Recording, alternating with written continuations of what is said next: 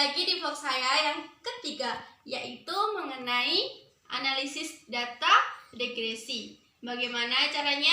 Berikut seperti ini. Setelah kita melakukan input data yang seperti di vlog saya yang kedua, apabila kalian belum tonton, silahkan tonton terlebih dahulu di vlog saya yang kedua, yaitu ini kan hasil data yang telah diinput di SPSS.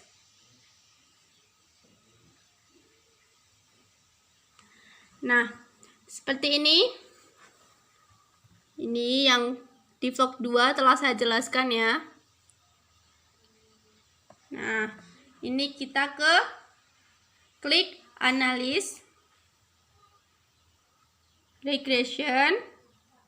Kita klik linear. Nah, independen kita masukkan yang X. Yang Y. Yang dependen yang ini. Nah, yang X sini masuk sini. Masuk sini. Nah, setelah itu kita klik statistik. Nah, kita di Darwin Watson continue. Kita klik OK. Nah, akan muncul seperti ini. Ya. Nah, ini sudah ada variabel removed dan juga model summary, ANOVA, koefisien, residual statistik.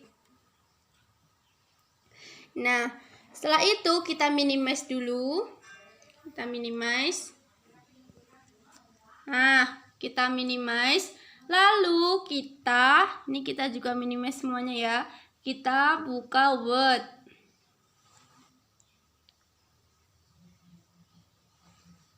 Nah, kita klik 2 kali. Kita atur terlebih dahulu. Kita pakai Times New Roman font 12. Kita ratakan 2 spasinya dan kita atur kertasnya yaitu A4. Sebelumnya kita melakukan identitas, kita mengisi identitas kita terlebih dahulu.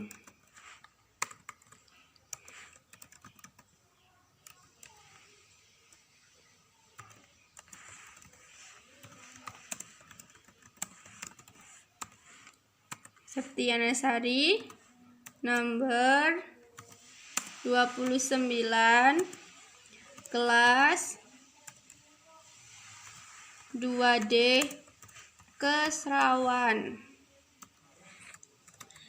Lebih baik kita seperti ini saja. Kita yang kelas ini kita ganti jadi semester. Semester 2D Prodi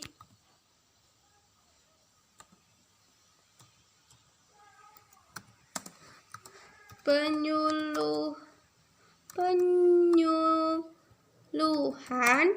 peternakan dan kesejahteraan hewan.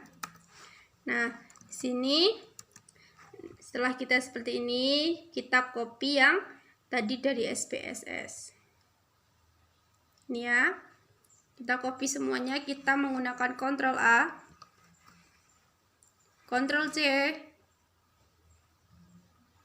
Kita masuk di Word. Nah, kita Ctrl V. Semua telah di copy di sini ya. Nah, kita hilangkan ini yang regression, missing listwise. Nah, ini kita hilangkan saja, kita blok sampai yang bawah ini. Nah, sini kita backpaste.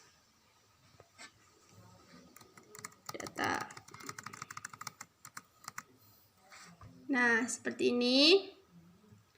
Di sini kita melakukan analisis data di bawah ini. Nah, ini kan variable entered atau removed. Di dalam variabel tersebut, ini menunjukkan variabel apa saja yang diproses. Variabel apa saja yang diproses, mana yang menjadi variabel bebas dan mana yang menjadi variabel terikat. Gitu ya. Selanjutnya di model summary. Di model summary ini di sini menunjukkan merupakan simbol ini ya. Ini merupakan simbol dari koefisien korelasi. Yang baik agar tidak lupa, kita yang pertama yang di variabel entered atau removed kita tulis aja terlebih dahulu, yaitu tabel ini menunjukkan variabel apa saja yang diproses, mana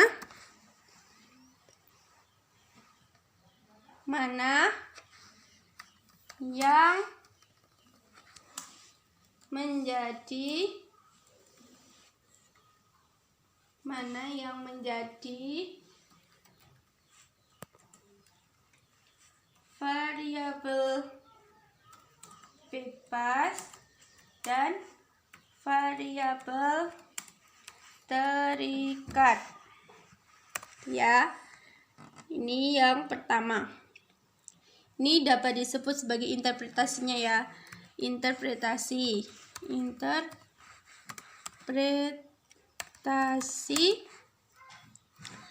tabel pertama. Jangan lupa kasih tanda titik 2 enter. Nah, seperti itu. Selanjutnya, agar membedakan kita blok saja. Kita kembali ke home. Ini kita pencet sini. Nah, itu ya. Selanjutnya kita memasuki tabel yang kedua. Di dalam tabel yang kedua ini kita mengetahui R ini sebagai koefisien korelasi dan R square yaitu sebagai koefisien determiner. Nah, selanjutnya kita tulis lagi interpretasi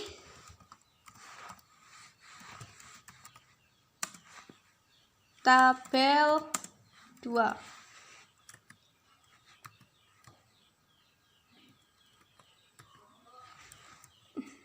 Nah, seperti ini. Yaitu di dalam tabel 2 ini menampilkan nilai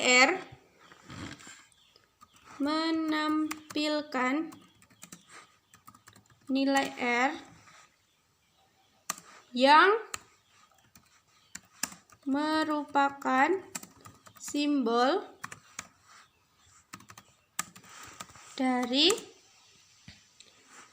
nilai koefisien korelasi yang bernilai 0. Ini ya guys, ini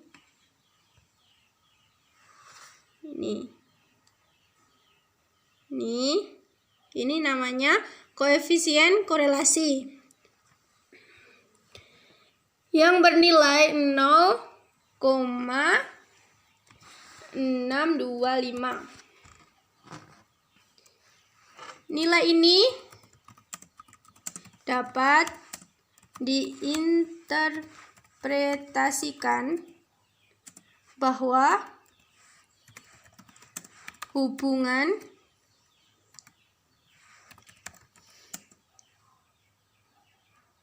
kedua variabel ini dalam kategori yang lemah.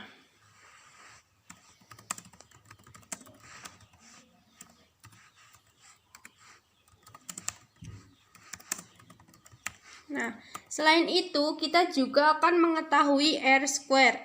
R-square ini diartikel juga sebagai koefisien determinan, yaitu R-square ini merupakan koefisien determinan yang menunjukkan beberapa model regresi dibentuk oleh interaksi variabel bebas dan variabel terikat. Nilai dari R-square ini diperoleh 0,39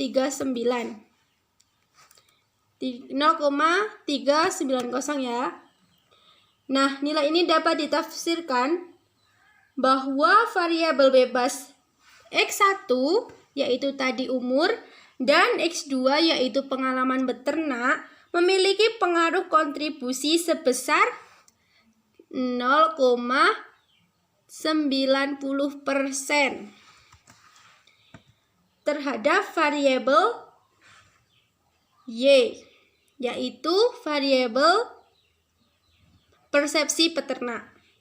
Dan juga sisa dari 0,39 ini lainnya dipengaruhi oleh faktor-faktor di luar variabel X dan di luar variabel X1 dan juga variabel X2. Mengapa demikian? Ini kan R-square-nya 0,39%. Jadi sisanya dari ini itu dipengaruhi selain dari X1 dan X2. Selanjutnya kita ke tabel yang ketiga, yaitu tabel ANOVA. Di tabel ANOVA ini kita dapat mengetahui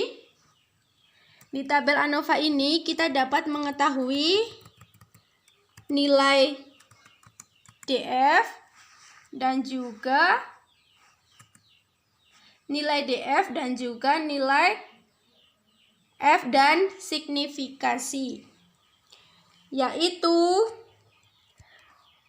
digunakan untuk menentukan, pada tabel ini digunakan untuk menentukan taraf signifikasi atau linearitas dari regresi.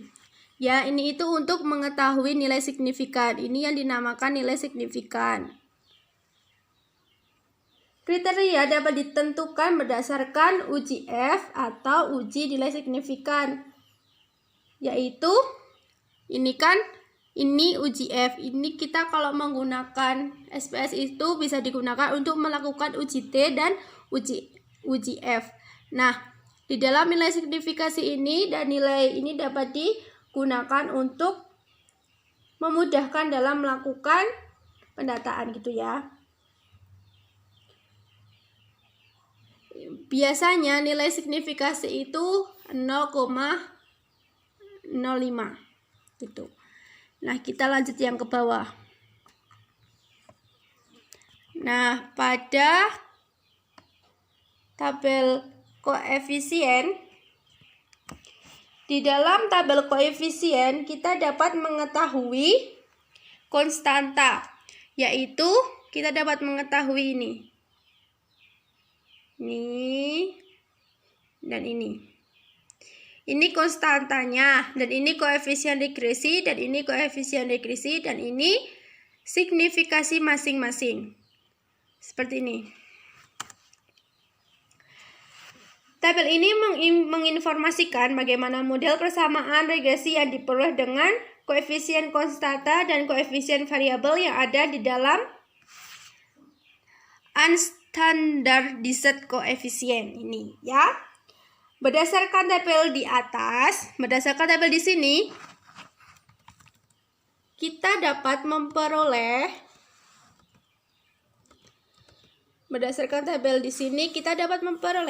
nilai dari persamaan regresi. Nah,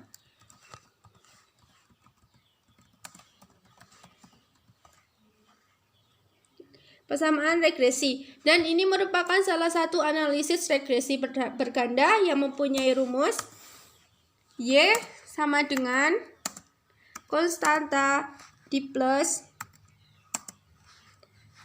B1X di plus B2X dan seterusnya.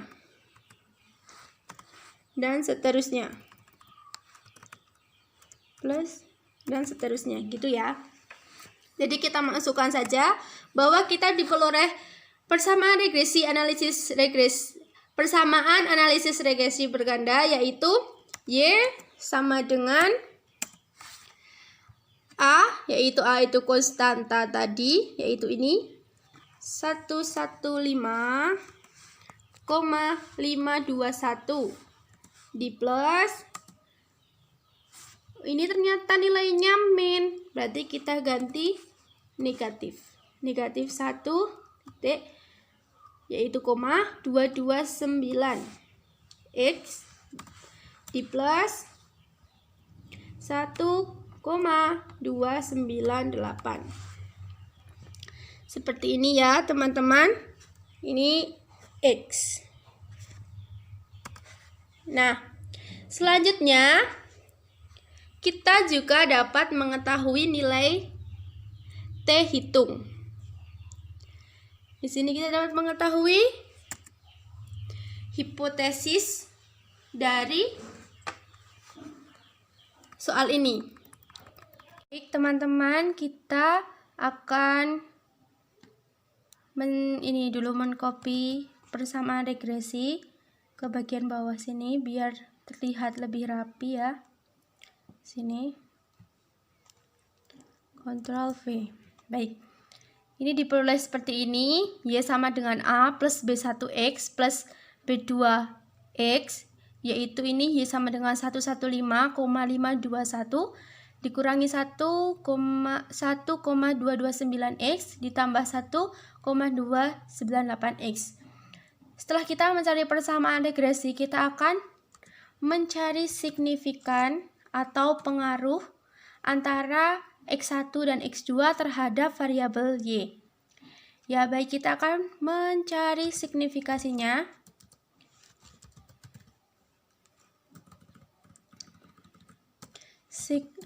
Signifikasi apakah variabel X1 dan X2 berpengaruh terhadap variabel Y. Kita selanjutnya akan mencari dulu signifikasi pengaruh antara variabel X1 terhadap variabel Y, yaitu variabel umur. Di sini pengujiannya, saya besarkan tulisannya, pengujian korelasi koefisien umur, yaitu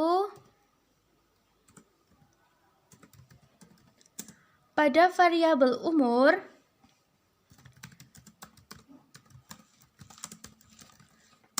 signifikasinya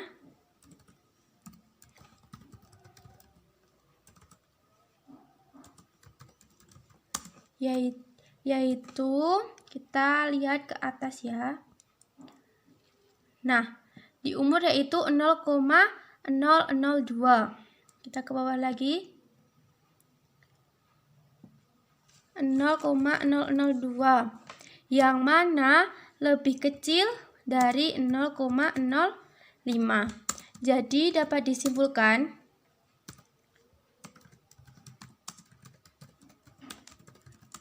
bahwa variabel umur berpengaruh terhadap variabel persepsi peternak. Selanjutnya kita akan melakukan pengujian koefisien pengalaman beternak. Nah, seperti ini ya. Pengalaman beternak yaitu pada variabel pengalaman beternak signifikasinya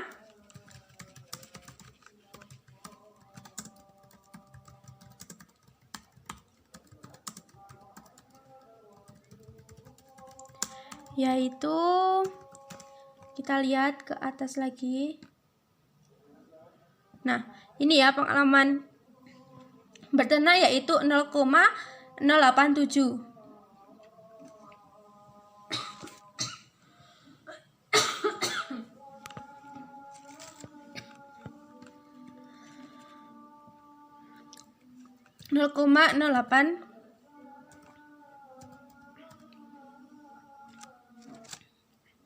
Baik, signifikasinya adalah 0,087 yang merupakan lebih dari 0,05.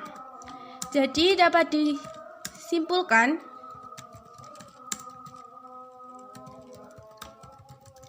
bahwa variabel pengalaman beternak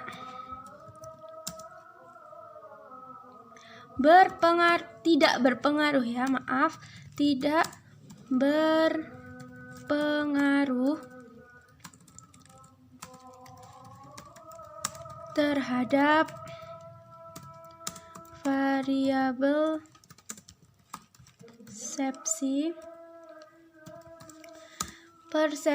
variabel persepsi peternak.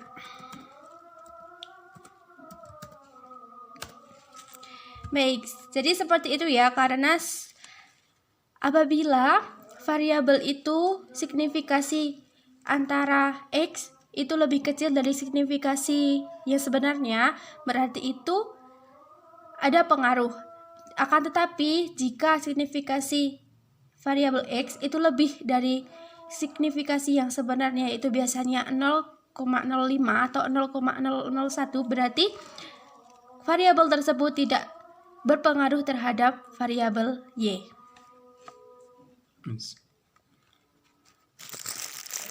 Jadi dapat disimpulkan bahwa variabel umur dan variabel pengalaman beternak memiliki pengaruh terhadap variabel persepsi peternak. Jadi begitu ya teman-temanku semua.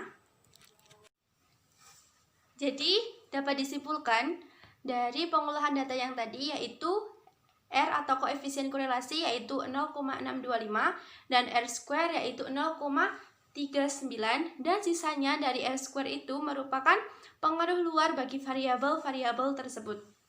Selanjutnya kita mengetahui persamaan regresi yaitu Y sama dengan 115,521 min 1,229X di plus 1,298X.